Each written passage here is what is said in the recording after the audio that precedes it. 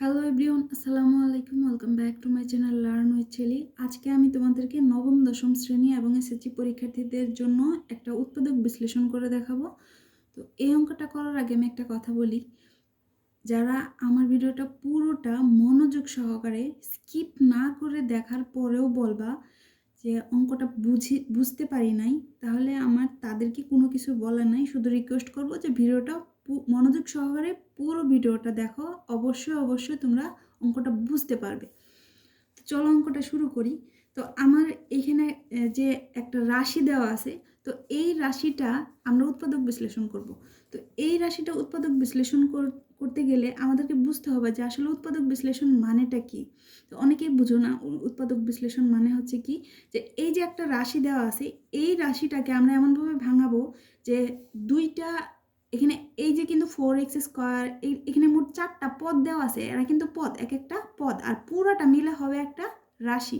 তো এই পুরো একটা রাশিকে এমনভাবে ভাঙবো আমি যে সব দুইটা দুইটাও হইতে পারে অথবা 3টা রাশিও হইতে পারে, 3টা রাশি গুণফল আকারে থাকবে। তাহলে গুণফল আকারে যদি আমি প্রকাশ করতে পারি তাহলে বুঝতে পারবো যে আমার উৎপাদক বিশ্লেষণ হয়ে গেছে।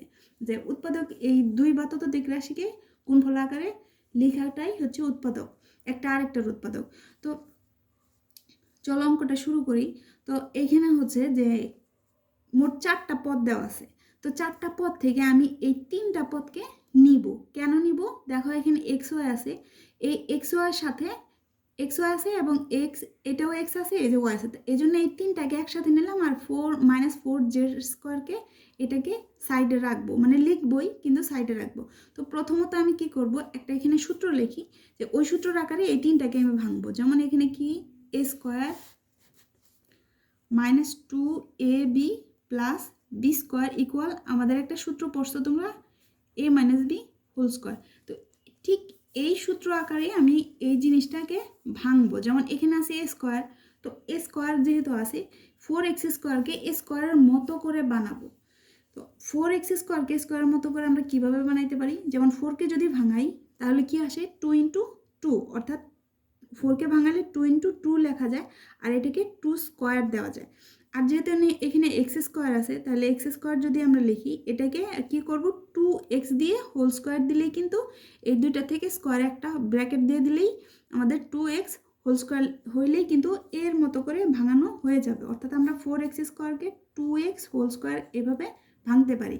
তাহলে ভাঙার পরও তুমি আবার চেক করে দেখতে পারো যে এটা আমার ভাঙা হয়েছে কিনা। এই স্কোয়ারটা কিন্তু 2 এর উপরে আছে, এই স্কোয়ারটা x এর উপরেও আছে। যদি এই স্কোয়ারটা 2 এর উপরে দাও, এই উপরের স্কোয়ারটা, কারণ এই যে ব্র্যাকেট দিয়ে হোল স্কোয়ার দেওয়া হয়েছে, যদি কেউ ভুলেও কখনো এই ব্র্যাকেটটা না দাও তাহলে কিন্তু অঙ্কটা কাটা দিয়ে দিবে, অঙ্কটা ভুল হবে।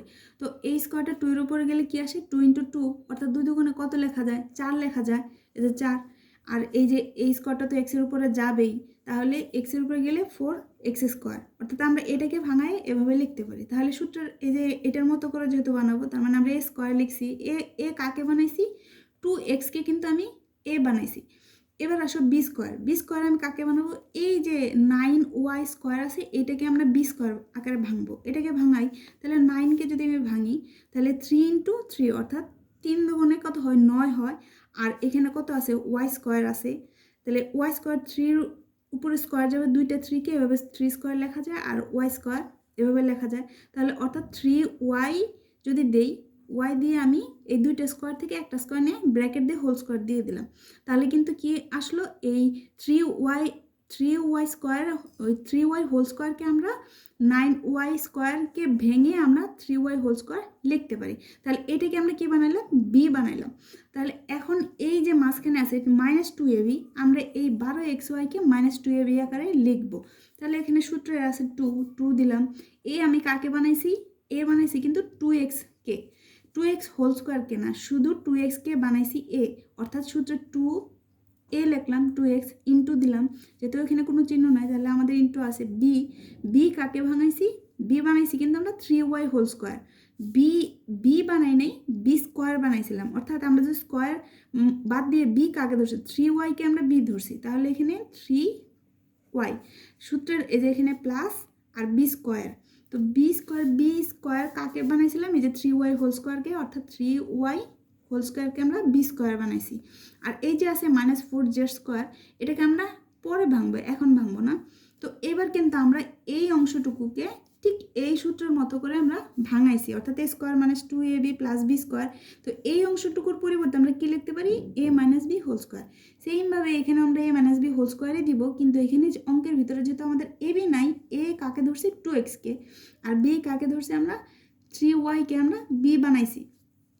তাহলে এখানে সূত্র কি আছে, একটা ব্র্যাকেট দিব, a কাকে বানাইছি 2x, এই যে 2x কে বানাইছিলাম, সূত্রের মাইনাস দিলাম, আর b কাকে বানিয়েছিলাম 3y কে, অর্থাৎ এই যে 3y। আর এই যে সূত্রে একটা ব্র্যাকেট ছিল, ব্র্যাকেট দিব, এবং উপরে একটা স্কোয়ার ছিল, সেই স্কোয়ারটা দিয়ে দিলাম। এবার হচ্ছে মাইনাস এই যে 4z-টাকে আমরা 4x² যেভাবে ভাঙছিলাম ঠিক সেইমভাবে এখানেও ভাঙবো। তাহলে 4x² ভেঙে যদি আমরা 2x দিয়ে হোল স্কোয়ার লিখতে পারি, এখানেও তেমনভাবেই লেখা যাবে, অর্থাৎ 2z দিয়ে হোল স্কোয়ার দেওয়া যাবে।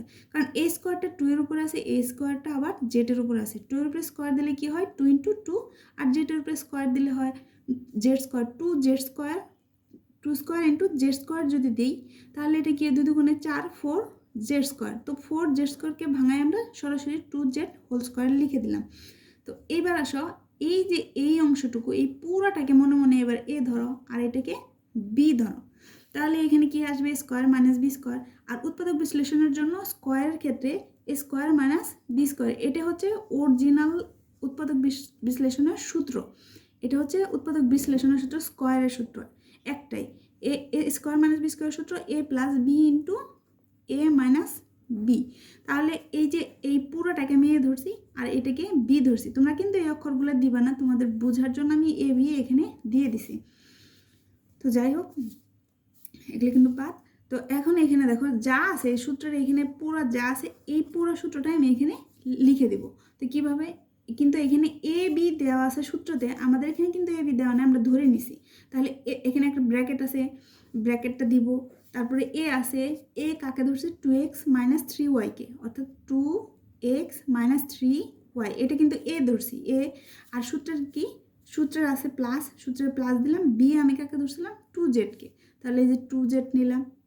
তাহলে একটা ব্র্যাকেট ক্লোজ, তো ব্র্যাকেট একটা ক্লোজ করে দিলাম, আবার আরেকটা ব্র্যাকেট শুরু, ব্র্যাকেট দিলাম।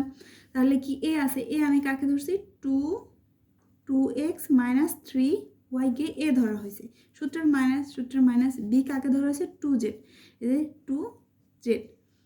তারপরে এই যে ব্র্যাকেট ক্লোজ, এই যে ব্র্যাকেট ক্লোজ করে দিলাম। তাহলে কিন্তু আমাদের এখানে অঙ্কটা কিন্তু শেষ, একেবারে খুবই ছোট অঙ্ক। যদি আমি এত বড় করে বুঝাইছি, এই জন্য কিন্তু আমার এত সময় লাগছে।